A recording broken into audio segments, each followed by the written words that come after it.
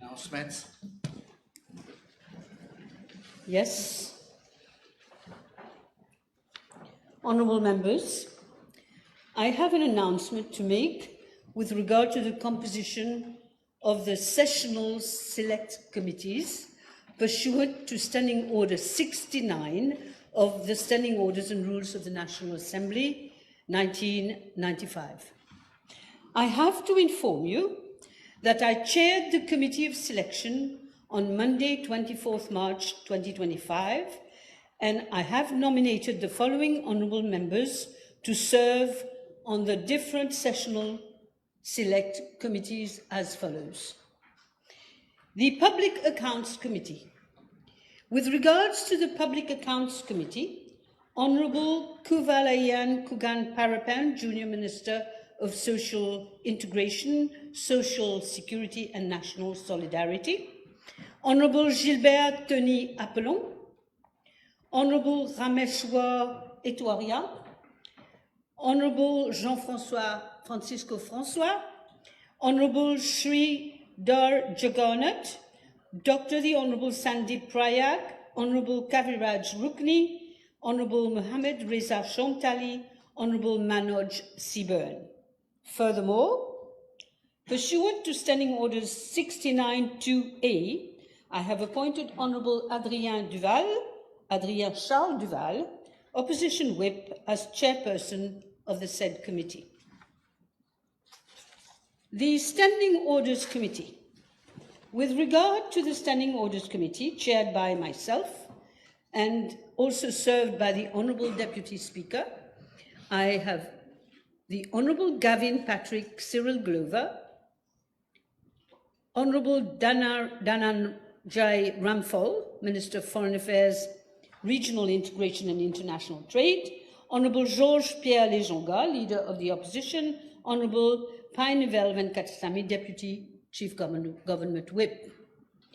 With regard to the House Committee, chaired by the Honourable Deputy Speaker, we've appointed Honourable Marie-Geneviève Stéphanie Anctil, Government Chief Whip, Honourable Nitish Sharma Bijan, Honourable Danielle Henriette Manon, Honourable Sridhar Jagannath, Honourable Jean-Patrice France Quirin. With regard to the Broadcasting Committee, have been appointed Honourable Patrick Gervais Asirvadan, Minister of Energy and Public Utilities, Honourable Raviraj Sinha Bichuk, Honourable Louis-Ludovic Michel Kazerne, Honourable Jacques-Edouard, Honourable Rameshwar Etouaria, Honourable Jean-Pierre France Quirin, and Honourable Manoj Seaburn. The Broadcasting Committee will be chaired by the Honourable Patrick Gervais Asirvadan, Minister of Energy and Public Utilities. The Parliamentary Gender Caucus. With regard to the Parliamentary Gender Caucus, chaired by myself, and which is also served by the Honourable Deputy Speaker as Deputy Chairperson, have been appointed Honourable Johanna Marie Béranger, Junior Minister of Environment, Solid Waste Management and Climate Change, Honourable Eileen Karen Lee Chin Fu Kun Bacha, Junior Minister of Youth and Sports, Honourable Anishta Baburam, Junior Minister of Gender, Equality and Family Welfare, Honourable Mrs. Marie-Véronique Le Govin, Junior Minister of Arts and Culture, Honourable Marie-Geneviève Stéphanie Anctil, Government Chief Whip, Honourable Adrien Charles Duval, Opposition Whip, Honourable Honourable Chetan Anand Babulal, I'm sorry, my eyes are not so good, Honourable Louis-Ludovic Michel Kazerne, Honourable Marie-Roxana Colette, Dr. the Honourable Rubna Bigam Daouyarou, Honourable Miss Danielle Henriette Manon, Honourable Roshan Jaman, Honourable Roshan Jaman, Honourable Chanda Prakash Ramkalawan, Honourable Marie Annabelle Andelana Savabati, Dr. the Honourable Babita Tanu. These, of course, have been appointed by the Selection Committee. Thank you.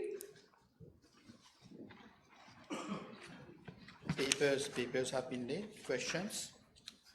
Honourable Leader of the Opposition.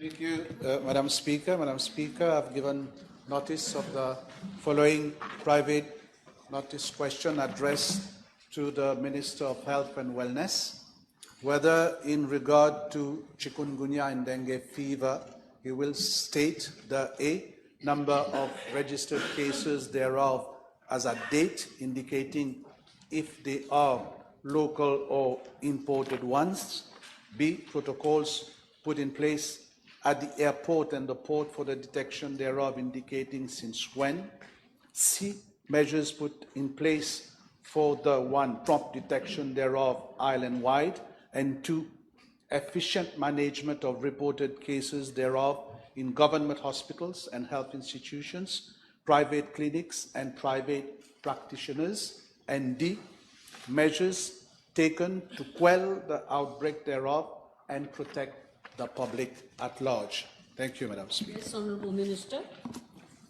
Madam Speaker, chikungunya virus is an arbovirus transmitted by Aedes aegypti and Aedes albopictus mosquitoes. First identified in Tanzania in 1952, the virus has since spread to tropical and subtropical regions worldwide, causing sporadic outbreaks with significant public health and economic burdens. Dengue is also a viral infection transmitted to humans through the bite of infected mosquitoes, Aedes albopictus, which is the same vector for chikungunya transmission.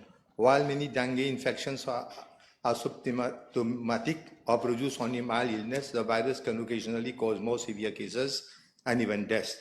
Madam Speaker, a first case of chikungunya was reported on 15th of March 2025 at La Prenaise.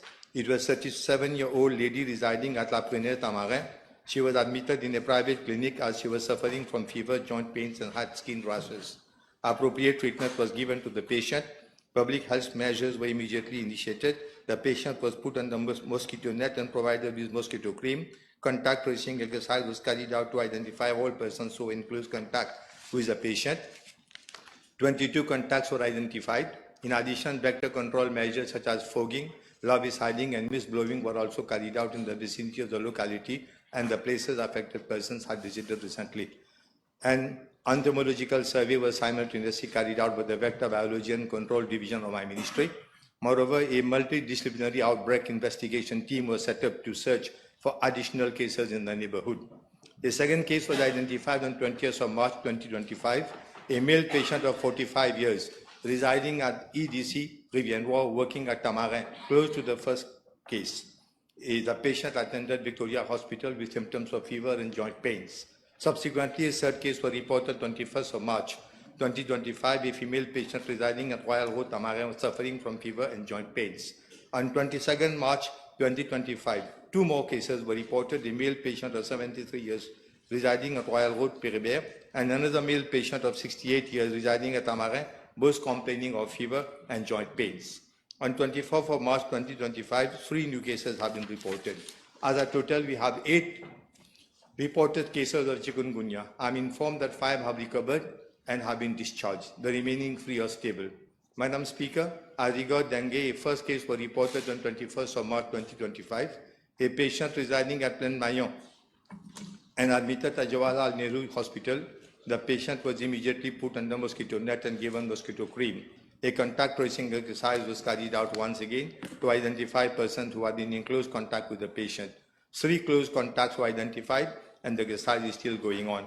Subsequently, 2 cases were identified on 22nd, 23rd and 24th of March 2025, both persons residing in the same street as at the first patient. Both patients have been admitted at Jawaharlal Nehru Hospital. Fever survey and all public health measures have been initiated by the Public Health and Food Safety Inspectorate and the Vector Biology and Control Division of my ministry. As at to date, 3 cases of dengue have been registered, out of which 1 has recovered while the 2 others are still admitted and under care. In short, Madam Speaker, with respect to Part A of the question, the number of registered cases of chikungunya and dengue fever are 8 and 3 respectively, and all these cases are local ones. As regard Part B, the following protocols have been put in place at the airport and the port since they had come into operation. All incoming passengers are screened for the following diseases at the health counters of the airport and port: avian flu, chikungunya, dengue, filariasis, malaria, plague, yellow fever, cholera, monkeypox, Ebola, Marburg, SARS, MERS, COVID-19, Zika. Data captured include name, local address, contact number, country of origin.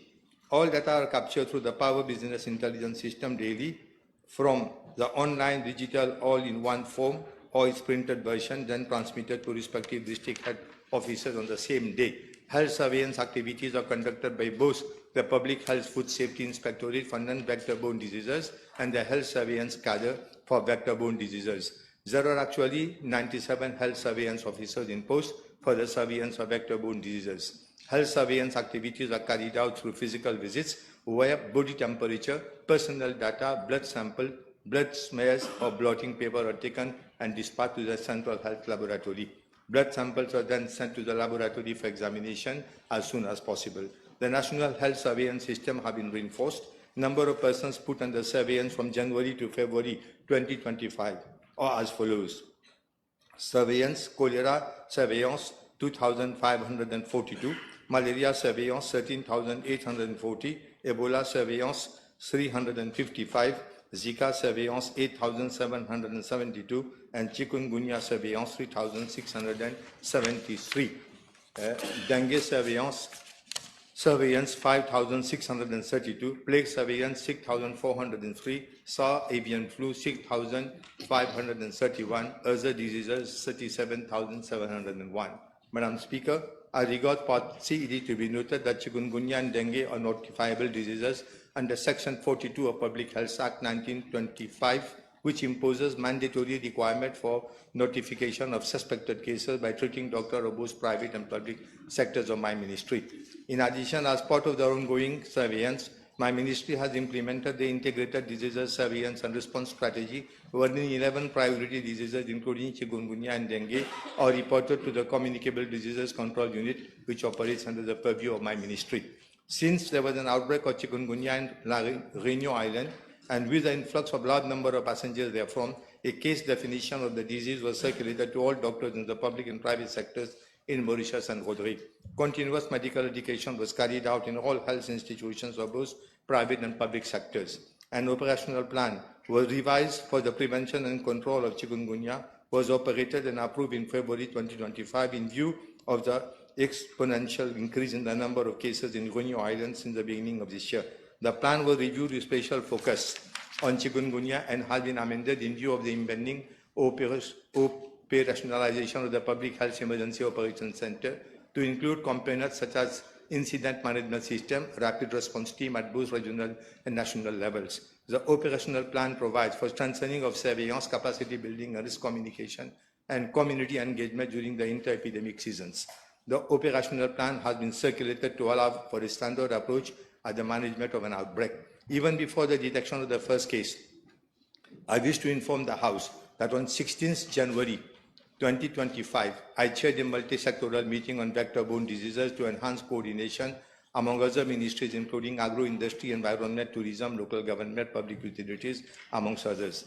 I also wish to inform the House that Vector Biology and Control Division of my ministry has conducted various mosquito surveys, and since March 17, 2025, 15 mosquito surveys around chikungunya cases and 4 surveys around dengue cases. In total, 3,006 sites were inspected, out of which 34 sites contain larvae of Albopictus. Since the beginning of this year, 918 tests have been carried out for chikungunya and dengue by Central Health Laboratory, out of which 8 cases of chikungunya and 3 cases of dengue have been confirmed. I also wish to inform that the Central Health Laboratory is adequately equipped to diagnose the chikungunya and dengue. A stock of reagents for dengue is 34,000 tests and for chikungunya 8,000 tests. The measures taken to quell and protect the public health at large. First, we're conducting intersectoral meeting chaired by me to assess the present situation. Actions are taken to foster collaborative support from governmental bodies and non-governmental organizations. Technical meetings are held daily to assess and to review the situation. At district level, the following measures prevail: conduct of environmental health assessment in regions, localities affected within a radius of 300 meters of the case locus to detect mosquito breeding places. Perform field vector control operations, which include indoor residual spraying, outdoor residual spraying, larviciding, mist blowing, fogging, conduct of entomological surveys to assess larvae and adult mosquito indices, conduct of fever surveys and contact tracing, rapid examination of blood sample by Central Health Laboratory, health education at the community level, raising of community awareness through mass media, radio, television, digital health platform, and ensuring community participation. The following has been achieved from notification of the first cases of chikungunya and dengue. Fever survey since 16th of March 2025 up to date. Total number of household visitors 2,045. Total number of blood sample blotting paper taken 201. Total number of contact traced 72. Notices served upon author of nuisances. Total number of notices served 25. Total number of water notices served 111. Statement of nuisance served upon local authorities and other government institutions. Total number of statement of nuisances served 62. Larviciding, total number of premises 11,543. Mist blowing, total number of premises 4,566. Fogging, total number of premises fogged 3,346. Madam Speaker, the local authorities are involved in the cleaning of bare lands and also collection of bulky waste. They are also responsible for cleaning of drains as per established program of work in collaboration with the Land Drainage Authority. I'm informed that the Ministry of Local Government, the above measures are ongoing, and following a meeting I had personally chaired on Monday, 17th of March 2025, with officers of my ministry and also representative from the Ministry of Local Government, Ministry of Environment. I'm informed that a coordination meeting was held at the level of the Ministry of Local Government with all the 12 local authorities, National Environment Cleaning Authority, the Marine Facilities Management Company, and Living Environment Unit of Ministry of Environment, Solid Waste Management and Climate Change on Friday, 21st of March 2025. A dedicated team has been set up at the level of each local authority to undertake cleaning of bare lands comprising officers from the local authorities, Marine Facilities Management Company Limited, Field Services, and Living Environment Unit. The cleaning program is being coordinated by the National Environment Cleaning Agency. The Ministry of Local Environment has also obtained financial clearance with June of 11 million rupees for the local authorities to embark on a bulky waste campaign across the country, and same would start as from this weekend, that is 29th of March 2025, so as to ensure that the public are at home to remove the bulky waste. Madam Speaker, it is also with regret I have to inform the House that the outgoing government has failed in its duty of protecting our citizens, as it has made a poor provisioning of funds under the budget of the Ministry of Local Government for the allocation of local authorities for the cleaning of bare lands. Only 3 million rupees were made available, that for the 12 local authorities, when it should have been 18 million rupees. With regard to bulky waste campaign, only an amount of 15 million rupees were provided instead of 30 million. This shows, Madam Speaker, I'm informed by the Ministry of Local Government that a total of 455 officers have been mobilized for the cleaning of bare lands, and it is expected that in 4 weeks we will be able to clean all bare lands found in the radius of 300 meters from residential areas. Madam Speaker, I seize this opportunity to make an appeal to the public in general to keep the premises and underdeveloped plots of land clean and tidy, as otherwise the local authorities will be cleaning the land or premises and subsequently charge owners according to under Section 61(9) of the Local Government Act 2011. Madam Speaker, allow me to take this opportunity to shed light on how previously during previous health emergencies there had been very inefficient management of public funds. Notwithstanding the scandal surrounding the procurement of molnupiravir and ventilator from patent breaches, I wish to inform the House that Mauritius has an outstanding debt of around 1 billion rupees in respect of acquisition of COVID-19 vaccine. I'll come on this issue at a later stage in Parliament. Madam Speaker, I'm also informed during the outbreak of dengue 2024, the Ministry of Health had sought and obtained collaboration of several local authorities and private sector to step up vector control measures. A significant number of employees were deployed with the Ministry of Local Government, from the Ministry of Local Government, Local Authority, Ministry of Agro-Industry, Ministry of Environment, Marine Facilities and Tourism Authority. Unfortunately, workers provided their services on a 24/7 basis, but to date have not been paid their dues. An outstanding amount of approximately 55 million rupees had yet to be paid to officers of my ministry and 28 million rupees for other ministries and other departments. Madam Speaker, I would also like to mention that yesterday high-powered committee was held by the Ministry of Education and attended by all top officers, including rectors and headmasters of the private secondary institutions, and they were briefed about the measures that had to be taken. I would also like to add that about 300 employees from the Ministry of Environment and Novi facilities are actually providing services in this field. Yesterday, I had a meeting with the representative of World Health Organizations, and we had formally initiated steps to seek technical experts from the World Health Organization specifically to assist in designing the seroprevalence survey methodology and advising on risk assessment and vector control strategies and evaluating public health system readiness for arboviral epidemics. And at the same time, Madam Speaker, I would like to mention that chikungunya vaccines are currently under development, with one vaccine, Ischik live attenuated chikungunya vaccine, which has recently been approved in selected jurisdiction. Our ministry is monitoring the issue, and we hope that in the near future this vaccine will be available to us. And as far as dengue vaccines are concerned, there are 2 dengue vaccines are currently in the global market. Number 1, Dengvazia, a live recombinant tetravalent vaccine. It is approved in several countries, but it has got limited use. And the second is Kedenga, a newer tetravalent live attenuated vaccine recently approved in Europe and some parts of Asia. We are looking into the possibility of having those vaccines once they are cleared by the WHO. Thank you, Minister. Leader here.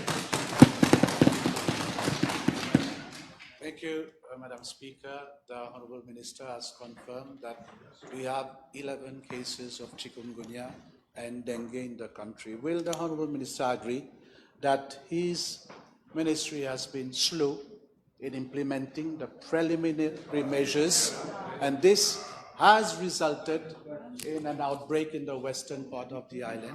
Madam Speaker, the fastness in which I was reading the paper prepared, if it had taken time, it would have taken 2 hours almost. So I don't understand anything which is humanly possible. I must hear the Minister. I can't hear the last one. So I have been so fast, Madam, because there is so much to speak on the action that we have taken. And I take this opportunity of expressing my gratitude to all those workers who were involved. If we had not taken all these measures, then Mauritius would have been just like it was in COVID a few years back. Thank you. Next question. Supplementary question. Yes, please. Precising because we have lots of young people, so they understand what's going on. Okay, thank you, Madam Speaker. The Minister in his reply has stated that there have been no imported cases. Can he explain to the House how come? Because we know that both chikungunya and dengue are not endemic to Mauritius.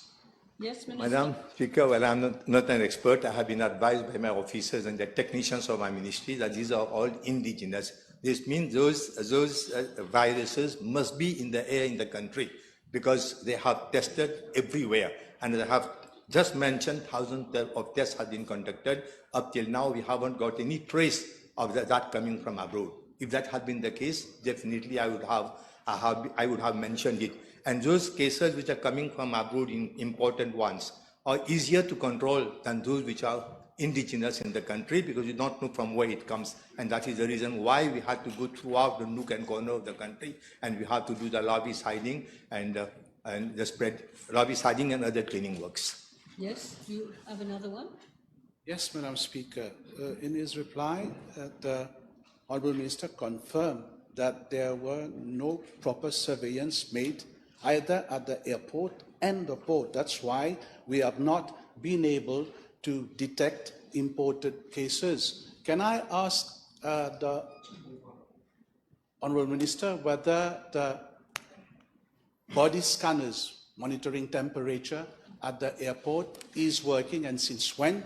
Because we know that on a daily basis we have some 10 flights coming from Reunion Island, and as at date we have some 10,000 cases in Reunion Island Yes, of chikungunya. Minister? Madam Speaker, number one, I was very, very clear in my language, very simple.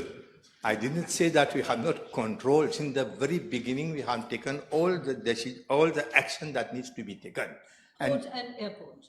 At both airport, and even in places where there have been many crowds also, there have been regular testing work has been going on, but I maintain that there hasn't been any imported cases. And secondly, as far as the airport is concerned, many times even the Prime Minister drew my attention to this, was there were no outbreak of any virus, have been drawing my attention to the fact that you have to be very careful at the airport, and I can guarantee the House that all that needs to be done, all that is humanly possible has been done.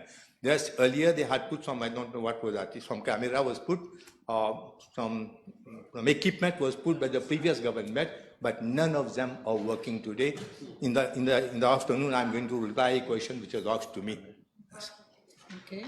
Yes, in his reply, the Honourable Minister made mention to an operational plan, and he stated that he had met stakeholders of government. Can I ask him whether a task force has been set up comprising not only of government bodies but also of stakeholders in the non-health sectors? Madam Speaker, I just mentioned that I had presided 2 meetings, and at the same time, the local government, at its own level, they are doing their best, and they are trying to rope in. They are trying to rope in the private sector. Similar is the case, I had forgotten to mention, the case with the Ministry of Tourism. I have got a paper with me where it mentioned that the Ministry of Tourism has also made an appeal to all the private sector to come forward and to help us. So we can't say that the private sector is not being roped into. Everywhere, wherever the private sector is found, we are making an appeal to them, and they are openly supporting us. And definitely in the days to come, if the situation, I hope it won't be like that, the situation goes bad, then of course we are going to take additional measures. As at now, I can tell you that the private sector is fully on board, and particularly local government, environment, and the Ministry of Tourism, including my ministry, we are doing the work. We had one. Will you let then Mrs. We already have one. The Honourable Minister said that he had a meeting with his colleague Minister responsible for education. Can I ask the Honourable Minister whether his ministry has started fogging and larviciding in our educational institutions? In many places where the need was felt, the work has already started. And if you feel, for example, in the north, there is one institutions which we have in mind, we have to go fast. We are going to do it today. So it all depends, wherever the need is felt, we are going. At one go, we cannot take up all the institutions, but we have to go step by step. But again, I assure the House, if anyone has got anything to say, any request to make, we are going to immediately implement whatever we have to do. Okay, Honourable Member, yes. Speaker, given that the health diseases such as chikungunya has devastating impact on industries such as the tourism industry, which is already hurting, will the minister consider bold measures, like in India, to introduce genetically modified non-reproductive mosquitoes to kill off that species of mosquitoes, porteur de chikungunya, immediately? Madam Speaker, we have not arrived at that situation. But as you were talking about the tourism industry, I have got a paper in front of me where the Ministry of Tourism has already sent letters to all the operators in tourism sector to ensure that the premises and immediate neighborhood have to be cleared and to be kept clean at all times with a view to preventing breeding of mosquitoes. And at the same time, they have also procured additional equipments so that they can try to intensify the work that they are doing. But now it is too premature to come to that extent. Yes. Merci, Madame la Présidente. Est-ce que le ministre a émis des directives claires aux cliniques privées et à cet effet? Et qu'est-ce qui est prévu si ces mesures ne sont pas respectées? Merci. You know, according to our existing legislations, the private clinics, they are bound by the decision taken by the government. And my officers, the important officers, that is, the responsible officers, are monitoring the situation, and repeatedly we are inquiring from the different private clinics as to the step that they have taken in order to help patients who are getting admitted there. Yes, Mr. Francois, then Dr. Omir. But, okay, I think we can make it. Thank you, Madam Speaker. Madam Speaker, following the detected 11 cases in Mauritius, this makes Mauritius as well already vulnerable for an outbreak at any time. Being given that the Regional Assembly have only administration for health, may I ask the Honourable Minister whether, first, he is aware of any recent reported or suspected case from Mauritius, and secondly, whether the Ministry has also activated strict control measures together with local authorities in Mauritius for people traveling to Mauritius from Mauritius, as at times on the plane, health cards are not being distributed. And if you allow me, whether he will request Regional Assembly for a foreign... He can't answer 5 questions. One question. I'm trying to put all in one. Please, let him answer the first question. Now, Madam Speaker, sir, I would like to add up one thing, because I'm informed by my officers that sterile mosquitoes are being developed and released in the atmosphere. As far as this question is concerned, of course, Roderick forms part and parcel of our country, our republic, and whatever is being done in Mauritius, definitely it will be implemented the same in Roderick. I can assure the government. And at the same time, I'm sending a few officers to Roderick for that purpose. Well, second question. Come on. I was going to ask whether he will request Regional Assembly for ref sensitization and awareness campaigns for mass media and community at large to quell any outbreak at any time. I look into it. Yes, Dr. Omir. Thank you, Madam Speaker. With regard to detection of chikungunya in the private sector and private health institutions, currently only rapid antigen testing is being carried, and subsequently they are then referred to the central lab. May I ask the Honourable Minister whether he could extend the facilities of PCR testing within private institutions so that we have a real value of the number of positive cases in the country? Thank you. The answer is in the positive. Okay. Okay, yes, Honourable Leader of the Opposition. Thank you, Madam Speaker. May I ask the Honourable Minister whether patients suffering from chikungunya are being treated in the same ward as other patients, or is there a separate wards for those patients? You know, those patients who are admitted in the hospitals, they are kept a bit separately from the other patients. It's catching. They are detached from the other patients. Yes, naturally. You have one more? Yes, okay. Not much time left. Specific to senior and vulnerable citizens, can I know what are the measures being envisaged to protect our citizens from an outbreak of that chikungunya in the country? Madam Speaker, all the measures that I have just enunciated, these are the measures that we are taking everywhere. But in fact, for those old age, then special attempt will be made. Well, through propaganda, through television, through radio, we are trying to communicate with everybody. And I'll see to it that in all the healthcare institutions where normally they come for consultations, they will be looked into properly. Last question. Thank you. Madam Speaker, now that the Minister is aware of sterile mosquitoes, may we know how many mosquitoes have been released under the program since the outbreak to date? Madam Speaker, sir, it is difficult to count mosquitoes. I'm very sorry to say I can't count mosquitoes. Of course, I didn't hear what the Minister said. I'm sorry, Minister. Maybe it was recorded, but I didn't hear you. Please. It's difficult for me or my ministry to count the number of mosquitoes that have been released.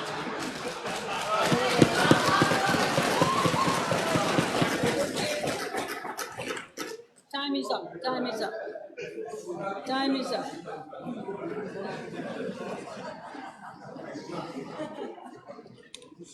Yes, so now,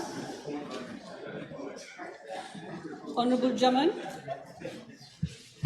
Thank you, Madam. Question B197, please. Madam Speaker, in the government program under the subtitle Restoring Integrity in the Gaming Industry, we have undertaken to restore public confidence in the Gambling Regulatory Authority, particularly in regard to its oversight on the horse racing industry. Relevant amendments will be brought to the Act to ensure that the GRA operates as a trustworthy regulator in the gaming and betting industry in a transparent and accountable manner. Madam Speaker, the Gambling Regulatory Act of 2007 has inter alia the following objectives: promoting public confidence in the integrity of horse racing industry by ensuring proper standards of conduct and competence, ensuring that gambling is conducted in a fair and transparent manner, fostering responsible gambling in order to minimize harm caused by gambling, and promoting the welfare and leisure of race-going public. It is worth reminding the House, Madam Speaker, that under the last regime, the GRA, instead of furthering its objectives, this is why I spelled them out in the Act, developed an incestuous relationship with some in the gambling world. The GRA became a den of notorious agents at the service of the political masters. From 2015 to 2024, the GRA totally destroyed public confidence in the gaming industry and the horse racing industry. In fact, it literally decimated horse racing in Mauritius.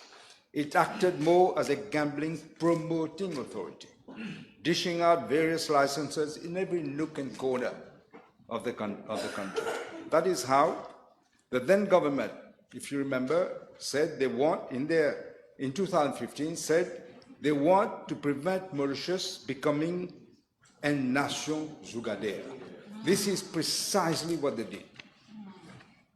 Regarding part A of the question, I'm informed by the Gaming Regulatory Authority that a total number of 186 licenses has been issued. I'm sorry. But it was a mosquito. It was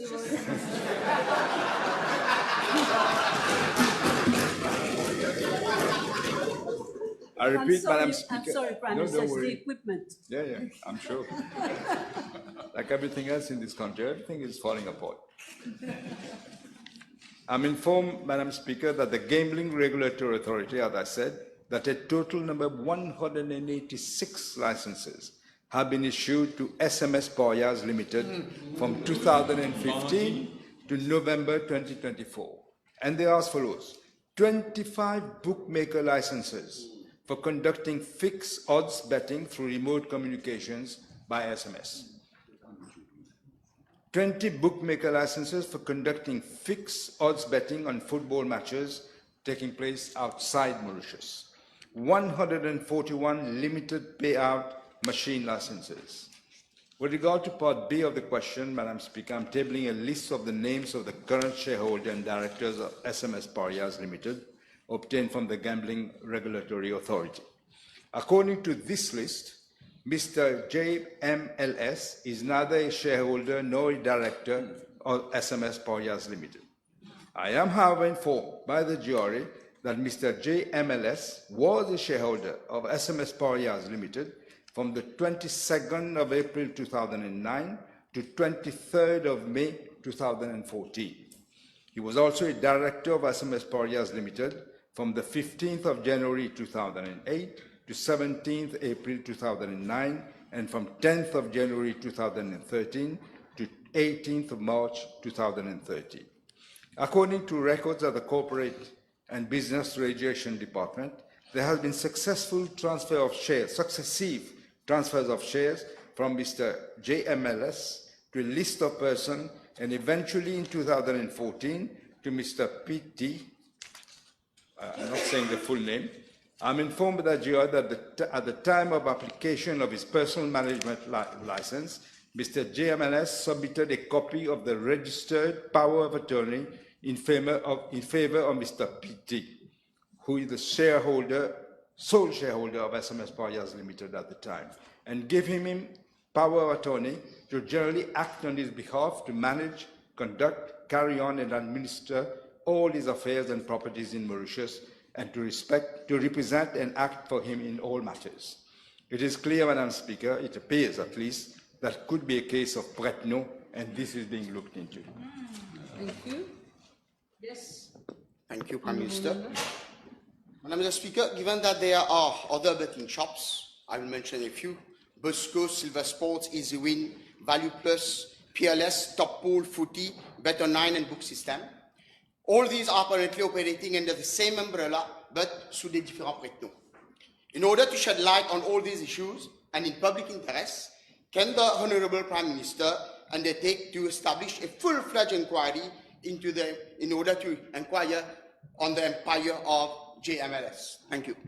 Yes, I could, but I must say, on 20th of March 2025, SMS Porias Limited has lodged a case at the Supreme Court against the GRA. Okay.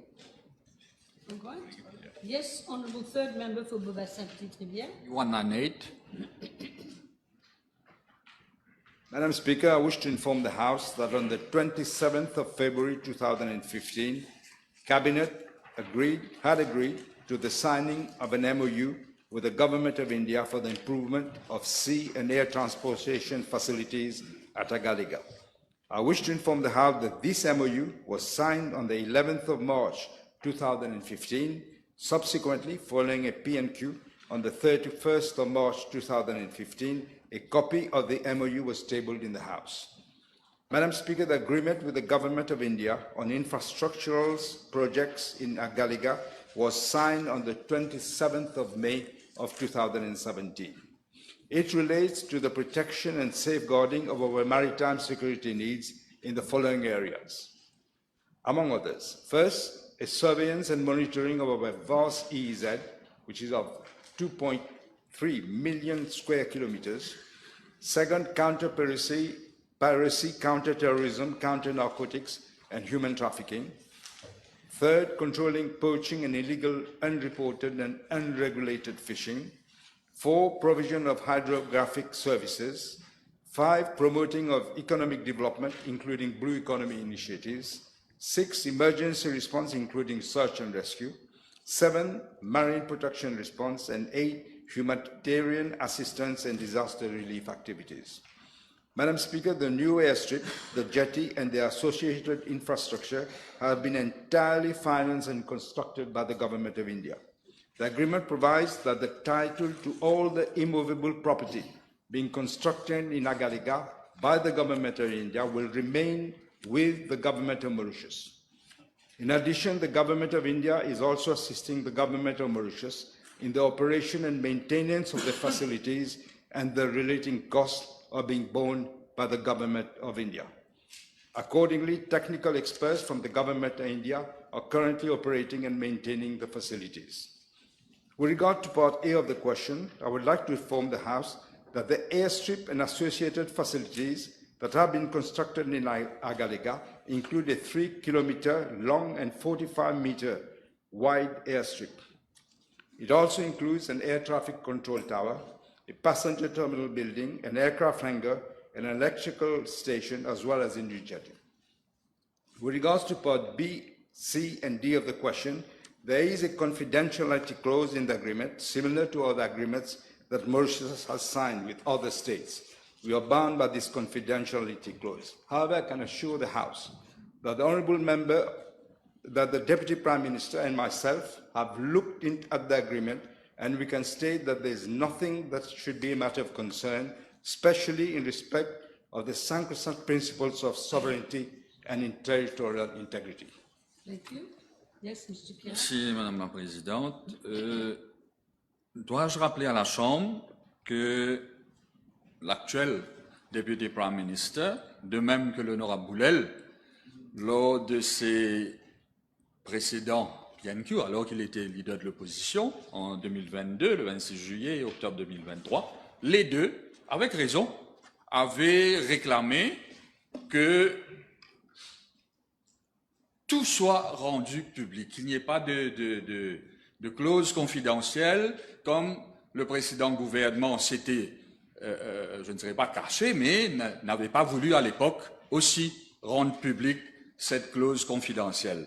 Donc, doit-on comprendre que malgré que l'actuel député Prime Minister, l'honorable Boulel, alors qu'il était leader de l'opposition, qu'est-ce qui peut empêcher le Premier ministre aujourd'hui de dévoiler à la Chambre, puisqu'il y a, comme il vient de l'affirmer, il n'y a rien de compromettant dans cet accord. Qu'est-ce qui l'empêche de rendre public justement cet accord entre l'Inde et Maurice? Yeah, not only the Deputy Prime Minister and Minister Boulel, I also said that during the campaign. But the agreement, there is a clause of confidentiality. We didn't see the agreement at the time. There is a clause. That agreement subsumed the understanding reached in 2015 of the Memorandum of Understanding. That is the reason. J'ai une autre question, Madame la Présidente, avec votre permission. Plusieurs médias étrangers, dont certains journaux renommés, réputés de l'Inde, avaient... In this house, we're not going to talk about the media. We want to know what is your question. Ma question est la suivante. Il y a une question que toute la population se pose, et même ceux qui sont concernés par ce qui se passe à Agalega. Ils veulent savoir, est-ce que cette base, est-ce qu'à Agalega, il n'y aurait pas une base militaire?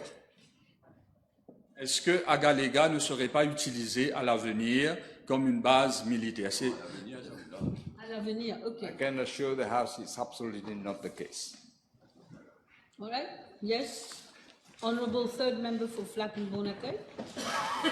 Madam Speaker, B199.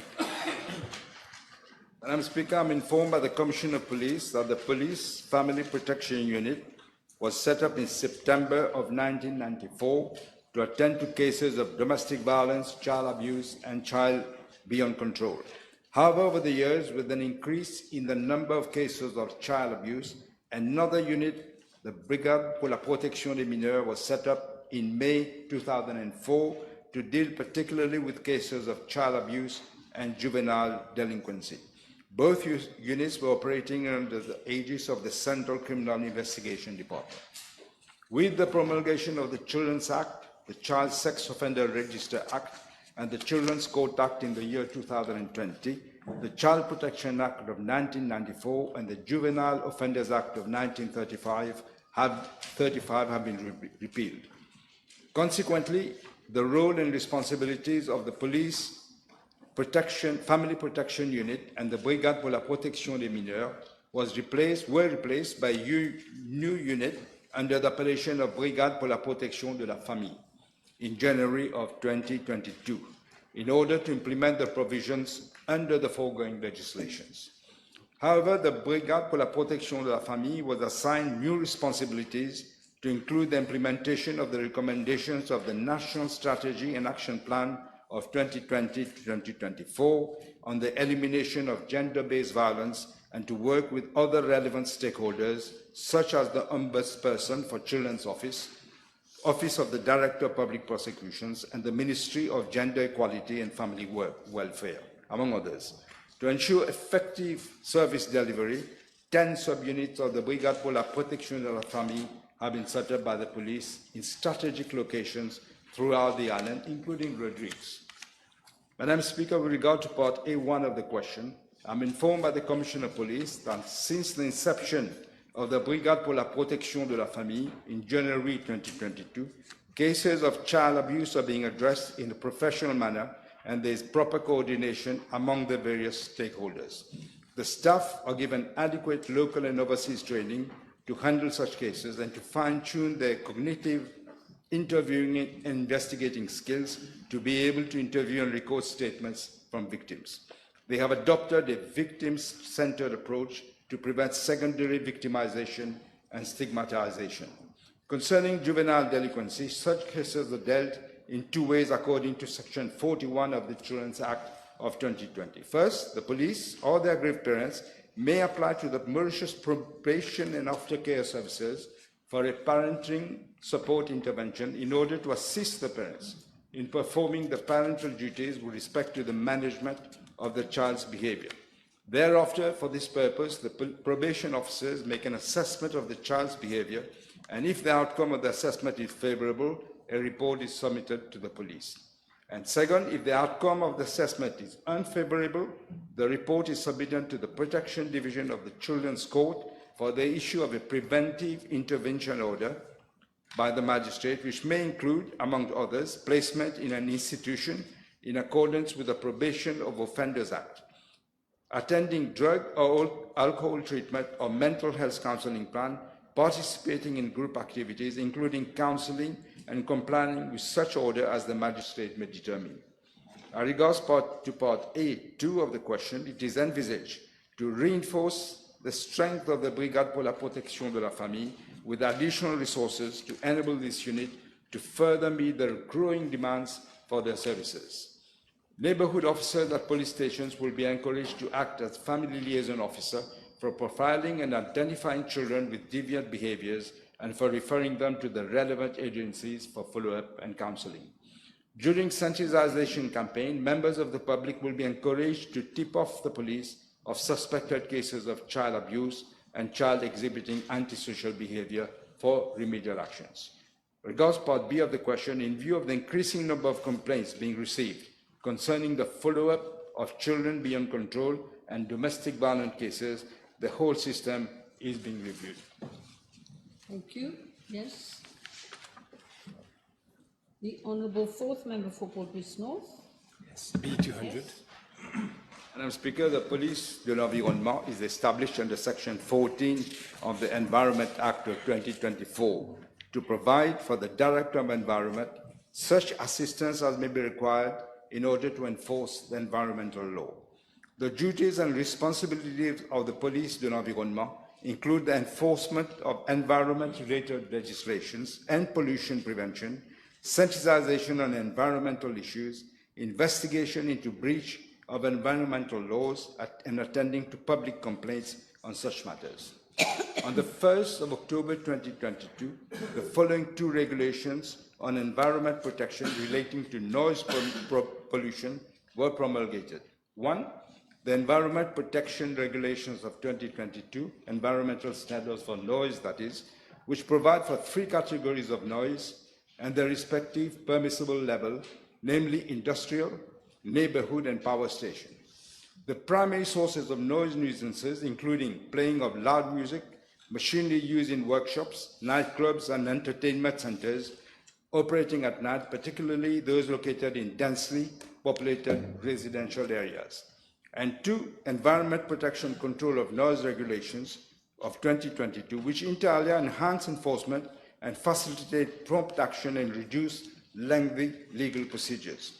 A fixed penalty system with a fine of 10,000 rupees was introduced for that offence of noise pollution constituting a nuisance. Madam Speaker, in addition to its main office in Port-Louis, the Police de l'Environnement has been decentralized in 7 divisions across the island to enhance the operational effectiveness and efficiency to ensure that they work closely with the community in the role to protect the environment. It also operates a hotline to receive complaints. The unit also carries out night patrols to monitor noise and disturbances around places of entertainment, as I said, such as nightclubs, restaurants, pubs, private clubs, and bungalows. Presently, the Police de l'Environnement is manned by 37 police officers who are deployed in 7 teams and has 8 vehicles to cover the whole island. The number of contraventions for the offence of causing noise, constituting a nuisance, has increased significantly, from 52 in 2021 to 138 in 2024. Since the beginning of this year to date, 60 such contraventions have been established by the Police de l'Environnement. Since the number of cases is clearly on the rise, the police is considering strengthening its resources to better educate the public through awareness campaigns and for greater intervention on the ground. Thank you. Your next question? No. Supplementary. You want to supplement? Yes. Madam Speaker, the Prime Minister will agree that 4 officers spread along 3 shifts, police shifts, so at any one shift, during one shift, one police officer is not nearly enough, especially in regions like in the north. You have around 12 public beaches, plus nightclubs, restaurants, etc., etc. Therefore, will he consider, firstly, like the question asked, reinforcing the ranks of the police de l'environnement significantly so that it can work as is expected? Madam Speaker, I've just said that. Second question, Madam Speaker. Pending the reinforcement to occur, will the Prime Minister ensure that no more police stations are equipped with noise detectors so that they may enforce the laws without having to wait for the police de l'environnement, for example, to issue a contravention subject to having a noise detection emittance to ascertain that the person is in contravention? Will he consider equipping those police stations immediately pending the reinforcements? It's something we could consider, but the police de l'environnement already have the equipment. Yes, Madam Speaker. Yes, I understood the question. If I may, Madam Speaker, we've established there's only one per shift. So therefore, pending that it is reinforced, a simple solution now would be to equip the police Don't station. tell the Prime Minister what to do. Ask him a question. But that is the question, whether he will consider. Prime Minister, would you like to I elaborate? can't say I understood the question. I thought I already answered it, but say it again. I'll Thank you. Let me rephrase. The question, Prime Minister, that I think I understand is: Can we give these this type of equipment to police stations, not to police of environment? But then Is that the question? I'm not sure that. Pending that, clearly they are understaffed, pending a reinforcement at the level of the police de l'environnement, and given the number of cases on the rise, will the Prime Minister, it's an easy fix, ensure that police stations, normal police stations, are equipped with noise detectors so that they can enforce the law? That's what I just said. It is for the police de l'environnement to go and check. It's not for the Honourable the Gentleman. police officers in the station that go and check. It's the police de l'environnement. Let's get your next question. Shh. Let's get your next question. Madam Speaker, I'm informed by the Commissioner of Police that crackdown on motorcyclists riding without helmets or motorcycles with modified loud exhaust or without license plates on public roads are being conducted regularly. These operations involve the deployment of the traffic branch, local police, emergency response services, the divisional support unit. The teams are reinforced by the SMF and the special support unit whenever required. An average of 300 crackdown operations are conducted monthly, island-wise, against motorcyclists. I'm also informed, Madam Speaker, by the Commissioner of Police that a three-pronged strategy comprising enforcement, education, and multi-sector partnership have been put in place to address road safety issues. These include conducting targeted, visible, and covert operations at road accident hotspots, setting up a road safety watch schemes in collaboration with the local community to identify probable black spots and instances of reckless driving, conducting crackdown operations with involvement of various units of the police force, performing SNAP, alcohol test and drug test operations, and carrying out sensitization campaigns on road safety through face-to-face forums, mainstream media, and social media. Madam Speaker, the crackdown operations and the three-pronged strategy deployed by the police are yielding results. From January 2024 to March 2025, a total of 9,142 crackdown operations were conducted, including 4,218 specifically targeting motorcycles. During these operations, the following contraventions were established: 1,431 for riding without helmets, 1,541 for riding motorcycles with loud exhaust, 4,622 for riding motorcycles without license plate. The situation is being carefully monitored, and if need be, legislation will be revised to impose higher penalties on offenders. Yes, I have. I've only got 5 minutes left. If you ask one or two questions, nobody else will be able to speak. Well, thank you. Madam Speaker, the Prime Minister, the figures given are concerning. Thousands of contraventions.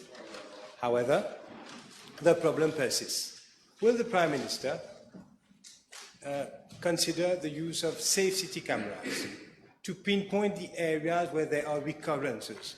I can tell the Prime Minister many areas close to where I live myself where there are recurring Question. You can do that privately. where motorcyclists are using their motorcycles without helmet, without number plates, loud exhaust, and the police is not effectively cracking down on that. So your The question is is whether he will use the safe city cameras to ensure that the police are in fact being efficient and not just rely on what the liquor stations are saying. That is enough. Safe city cameras. In fact, Madam Speaker, the safe city cameras are not now being used to spy on people, but in fact to see things like that, and they are being used for that. Okay, next question. Honourable First Member for La Caverne and Phoenix. Thank you, Madam Speaker. B202, please. Madam Speaker, in regards to part A of the question, I'm informed by the Acting Director General of the Mauritius Ports Authority that as at date there are 27 idle fishing vessels lying in the port for more than 1 year. With regard to part B of the question, idle vessels do not have certificate of seaworthiness and insurance cover and accordingly pose serious environmental risks, navigational and fire hazards as well as security threats. To discourage the long stay of fishing vessels, on the 16th of January of this year, the Mauritius Ports Authority has, under Section 32(5) of the Ports Act, directed the owners, the agents or representatives of the 19 fishing vessels to take reasonable steps to remove the vessels and to settle all accrued port charges within 15 days. 7 fishing vessels are subject to an inquiry by the Financial Crimes Commission for asset recovery. The remaining 1 fishing vessel is a matter of foreign arbitration proceedings. The advice of the Attorney General's Office is being solicited by the Mauritius Ports Authority to proceed with the disposal of these idle vessels in accordance with the provision of the Ports Act. I'm informed by the Acting Director General of the Mauritius Ports Authority that an amount of 4 million rupees, representing parking fees due by the owners of the 27 idle vessels, is still outstanding. In addition, an amount of 227,295 has been incurred by the Mauritius Ports Authority in terms of publication of notices. In cases the vessels cannot be sold, an amount of 5 million per vessel will have to be borne by the Mauritius Ports Authority for the disposal by demolition facilities. Madam Speaker, the Mauritius Ports Authority is working closely with the Ministry of Agro-Industry, Food Security, Blue Economy and Fisheries to ensure that the measures are put in place to deter the presence of idle fishing vessels in the port. Thank you. Yes. That is okay? Yes. We got 2 minutes left. Honourable Fourth Member. Yes. 2 minutes. Thank you. B203. Madam Speaker, in regard to part A of the question, I'm informed by the Commissioner of Police that as from 11th of November 2024 to 24th of March 2025, 31 cases have been reported to the police which relate to incidents on members of the public on public beaches. Of these, 22 resulted in physical injury, including 1 case of an ill treatment of a child and 1 case of death, and 9 related sexual abuse cases, out of which 8 involved minors. I'm also informed that 15 persons have been provisionally charged and the inquiries are ongoing.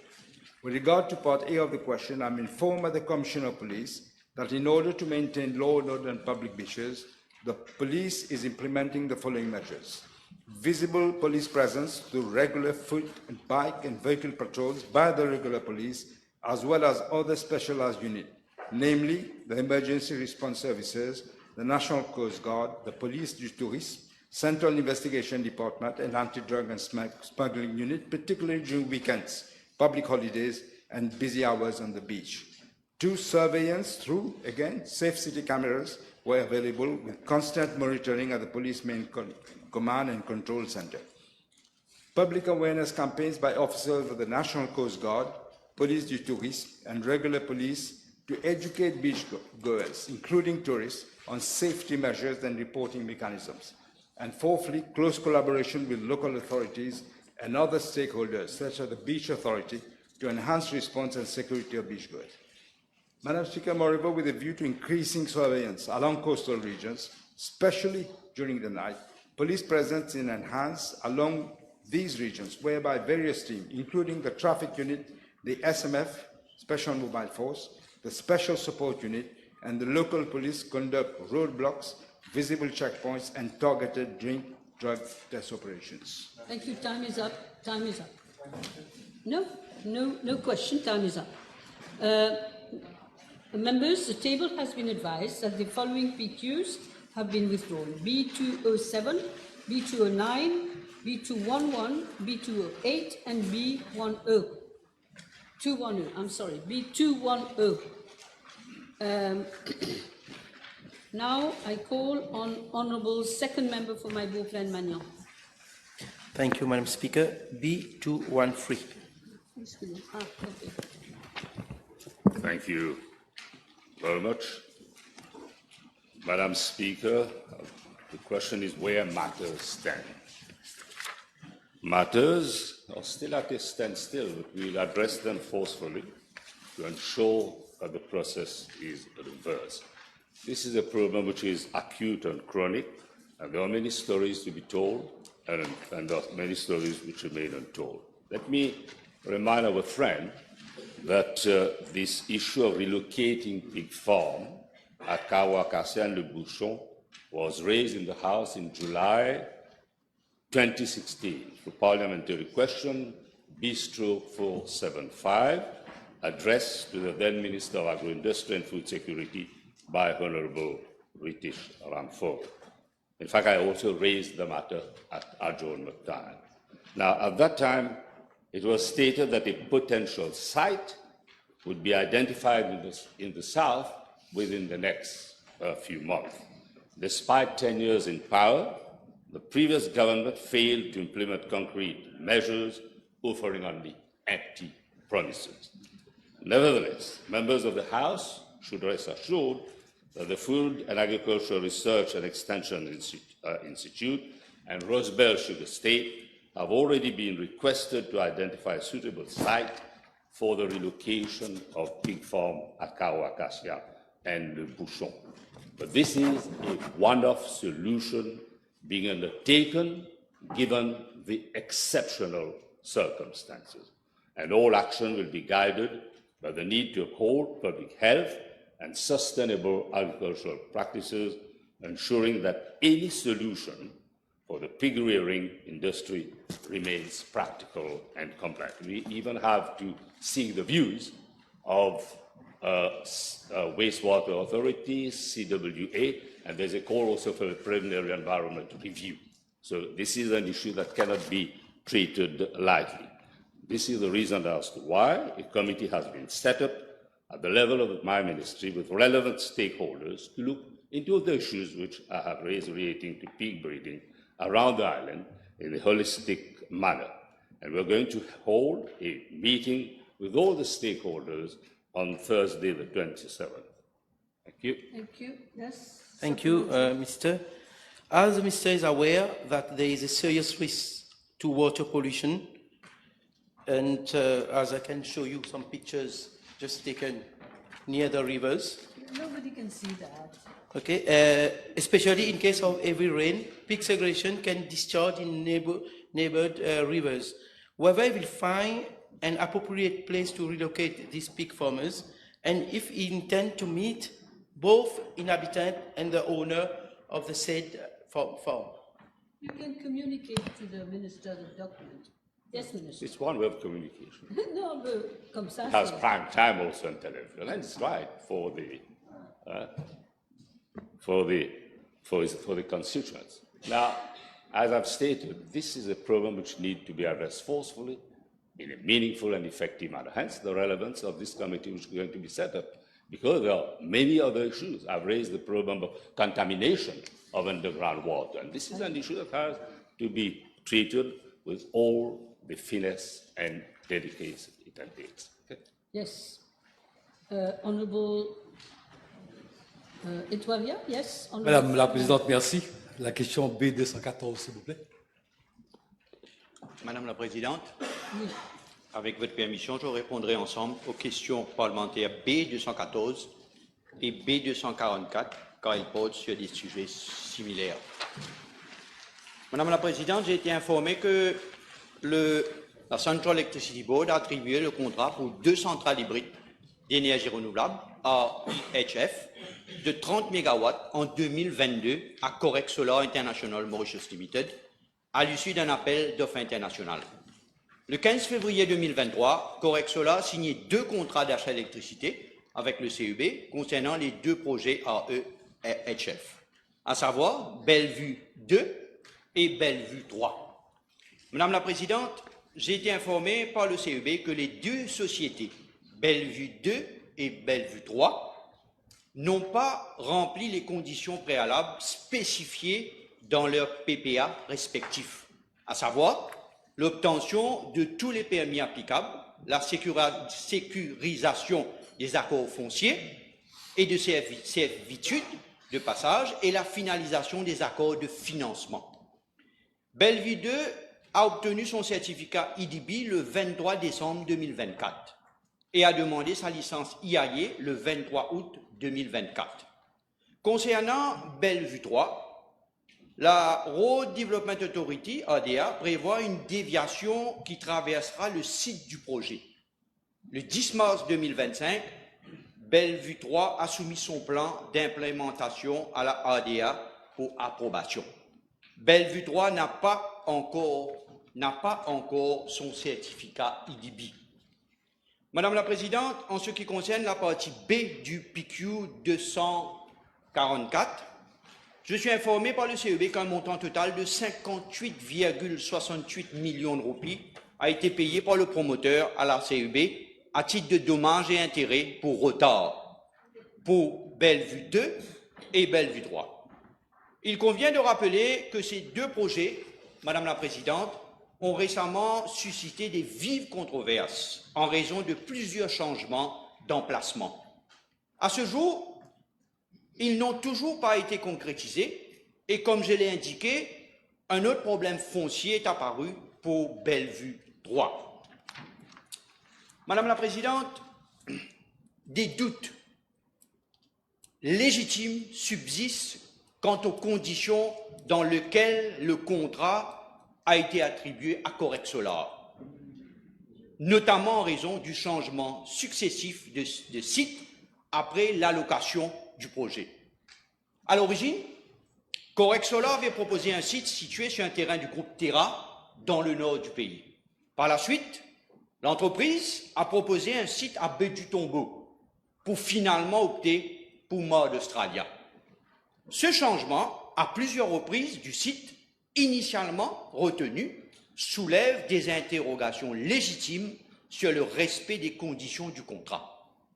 De plus, 2 avis légaux successifs émanant du même cabinet juridique sont venus semer le doute.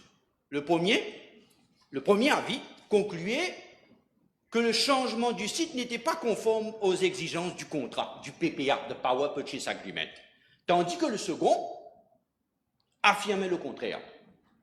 Cette contradiction ne fait que renforcer la nécessité d'un examen approfondi de l'attribution de ce projet. Madame la Présidente, ma lecture de ce projet est claire. Le site initialement proposé faisait partie des conditions essentielles du contrat. Et toute modification ultérieure aurait dû être réglementée par un cadre légal sans ambiguïté. Un autre élément préoccupant concerne les permis nécessaires au projet, que Correct Solar n'a pas obtenu dans les délais impartis. En conséquence, l'entreprise a pris du retard dans la réalisation du projet, ce qui a impacté sur la planification énergétique du CEB.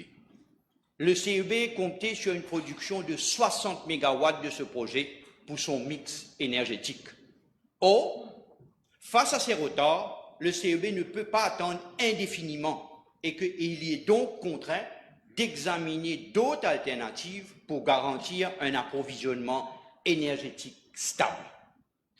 Face aux nombreuses irrégularités potentielles relevées, j'ai décidé de solliciter l'avis légal du State Law Office afin de déterminer si les implications juridiques entourant l'attribution de ce contrat Socorec Solar ont été respectées.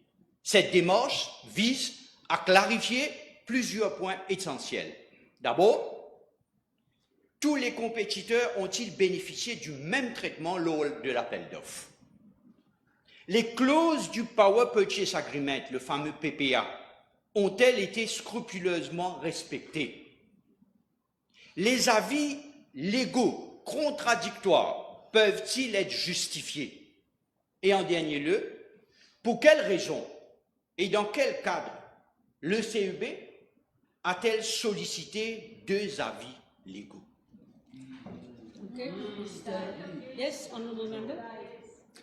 Madame la Présidente, puisque le ministre a déjà dit qu'il y avait beaucoup de controverses autour de ce contrat, est-ce que le ministre a-t-il une idée pourquoi le CEB est en train de s'obstiner à aller de l'avant avec ce contrat? Et je comprends maintenant que le ministre va chercher un avis du State Law Office, mais je ne comprends pas pourquoi le CEB est en train de s'obstiner à vouloir aller de l'avant avec le contrat. Short and sweet. Comment? Short and sweet. Oui, Madame la Présidente, j'ai énuméré les zones d'ombre et j'ai donné aussi ma lecture de la situation. Je ne suis pas de formation légale. Je dirais que nous avons pris la décision de référer ce cas au State Law Office. À la lumière, je peux promettre à l'honorable qu'à la lumière des avis qu'on aura, les advice qu'on aura du State Law Office, le gouvernement prendra une décision très rapidement. Yes.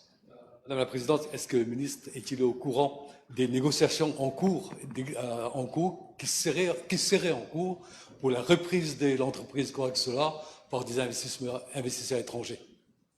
Êtes-vous au courant, monsieur? Non, je ne suis pas au courant, Madame la Présidente. Pas au courant. Next question. Honorable second member for Grand Bay Poudre d'Or. Thank you, Madam Speaker. B215. Madam Speaker, I'm informed that the Goodlands Mediclinic started its operations in October 2014 and offers comprehensive healthcare services to meet the community's needs. It serves a population of approximately 25,500 people. The clinic provides medical services to patients from several localities, namely Goodlands, Boarous, Madamazo, Mapu, Leclésio, Mamzelzan, Petit Village, Roster, Saint-Antoine, and Triangle. Madam Speaker, concerning party of the question, the Goodlands Mediclinic operates 7 days a week from 8 a.m. in the morning to 9 p.m. daily, including public holidays. The pharmacy services also operate from 8 a.m. in the morning to 9 p.m. on a daily basis.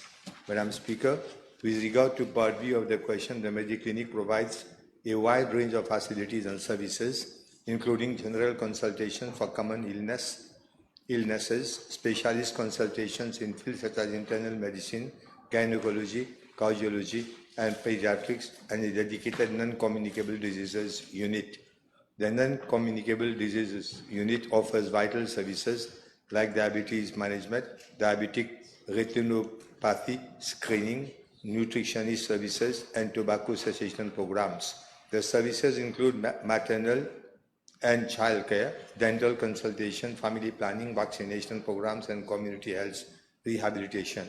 Madam Speaker, the Mediclinic also provides specialized diagnostic and treatment services such as X-ray imaging, ECG, ultrasonography, and rapid testing for HIV, COVID-19, and dengue. A fully equipped pharmacy ensures the dispensing of methadone and essential medications. The Mediclinic also caters for specialized care such as diabetic food care and family planning counseling to meet specific patient needs. Madam Speaker, as regards part C of the question, the staffing of the Mediclinic comprises 49 staff members, including 14 medical professionals, 20 nursing staff, 11 supporting staff, and 4 general workers, all working together to provide healthcare services to the community. Yes, one. Will the Minister confirm whether the Goodlands Mediclinic X-ray department will operate in the afternoon until it is closed, to accommodate patients, and what measures will be put in place to extend the services? Madam Speaker, already we have got about 49 staff members here, and we have an acute shortage of technicians in that field. But nevertheless, I'll convey your request to the responsible officers of my ministry. Thank you, Minister. Honourable Third Member for Port Louis Central. B216, please.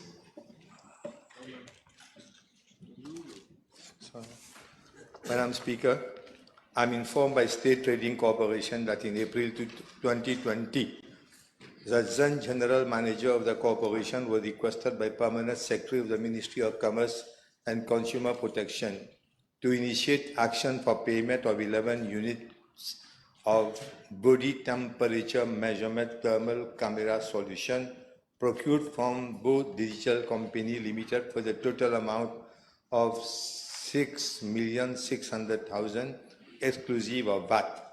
The Board of State Trading Corporation approved the payment of the invoices on 3rd April 2020, and payment was effected by the State Trading Corporation as follows. On 3rd April 2020, an amount of 690,000 for one thermal camera.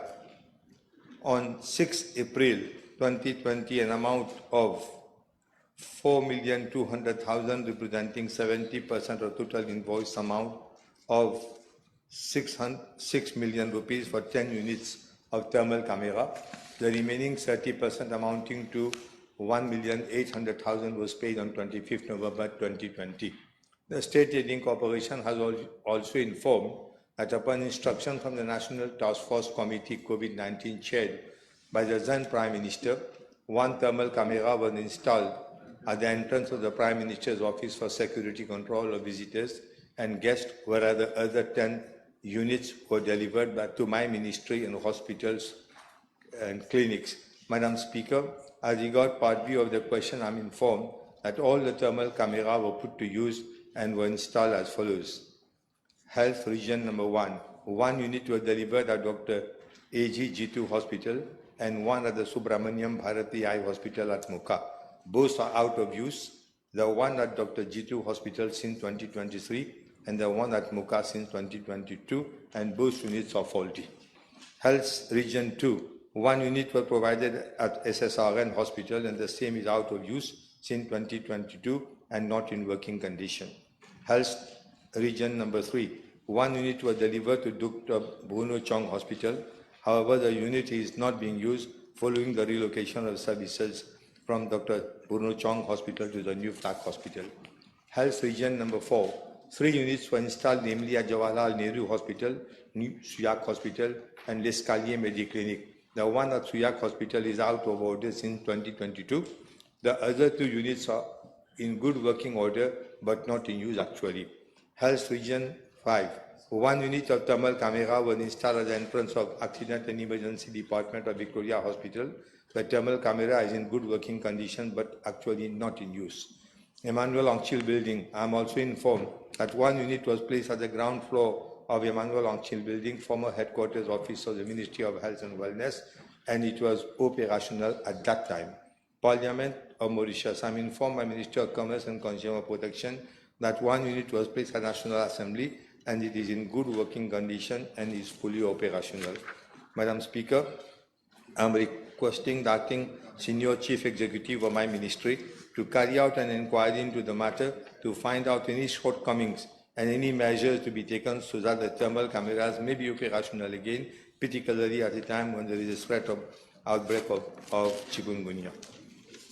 Yes, one question. Thank you. 6.6 million has been disbursed for the purchase of thermal cameras, and we've heard that so many of them are either not in working conditions. Please. May I ask the Honourable Minister whether these equipment were purchased at market value or at extremely high prices so that the beneficiaries could enjoy a bumper crop at the time? This is an answer.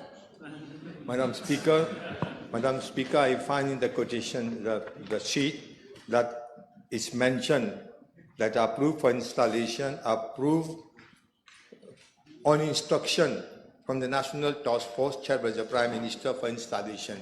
So I get the feeling that there were no procedures involved. It was the task force committee which took the decision which was chaired by the Prime Minister, and hence the question of pricing, I'm not in a position to say, but it was all instruction that came from above. Okay, yes, Mrs. Laudier. Last question. Thank you, Madam Speaker. B217.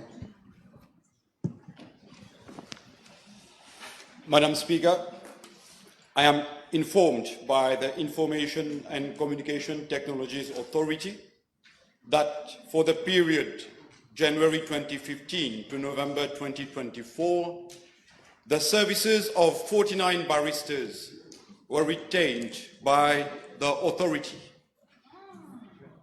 Madam Speaker, while preparing the response to this question, answered revealed that there was a similar question asked by Honorable Joanna Béranger on 29th November 2022. And the questions pertained to the names of the legal people and the cases to which the names related. And in reply, the then Prime Minister, to both parts of the question, he said that the answers are being placed in the National Library of the National Assembly. Hence, to a certain extent, denying that transparency to the public. Further research revealed that there was an attorney, SSO, who actually earned in a period of 12 months, 2.8 million rupees. And the name, I can tell you the name of the company, and that comes next. A company by the name of Rebo Chambers. They bagged 6.72 million rupees in 12 months. And now we know the reason for which the then Prime Minister did not actually voice out the answer, but chose to go file the document in the National Library. Paul Post, once again. Coming back to the actual answer of today's question at hand, and with regards to part A of the question, there was a total of 39 cases that were assigned to barristers. And as part 2 of the question, the legal fees amounted to 63.84 million rupees for 10 years. And that shows how public funds have been squandered. However, there were some names that come with insistence, Madam Speaker. There is ST. Members, we have to listen. With your permission, can I give the names, Madam Of course, Speaker? but we have to listen. Right. Right, so just give me one second and I'll come. These are facts, Minister. Minister, these are facts. These are facts, they are, fine. So there was the name of Barrister Trilochan, who bagged 22.18 million rupees out of 26 cases. That is a jackpot. Rebo Chambers, for 7 cases, they bagged 12.37 million rupees. And again, the name of SSO, that is Sona Ori, it comes again. Incidentally, or interestingly, in IT terms, SSO means single sign-on. So, it comes for 42 cases, 7.6 million rupees in the last 10 years. Now, this, to me, it sounds unacceptable. And we really see that there was a reason then for which the legal director of the ICTA was not recruited. And this position was left open for 10 years so that space could be made for such services of the cronies of the MSM government. Madam Speaker, thank you. Thank you. Really, in one minute we finish. Can the Honourable Minister inform the House what is being done to curtail such bad practices and ultimately avoid wastage of our public funds? Sure, thank you. So I am tabling the details of the response here. And with regards to the question, the supplementary question, I'd like to add that this government takes good governance very seriously. And the ICTA has already advertised for the position of the legal director, and applications have now been closed for the board to consider. Thank you. Okay, one question on this side. He caught my eye. Being given that large amount of money has been paid, which is a matter of public concern, would the Honourable Minister consider in the public interest to disclose the name of those beneficiaries and the amount that has been paid? He will table the answer. He said he will table the full answer. Yeah. What has been tabled actually pertains strictly to the question asked. But with regards to the supplementary question, I will table additional information, Madam Speaker. Thank you very much. I suspend the sitting for 1.5 hours. Bon appétit.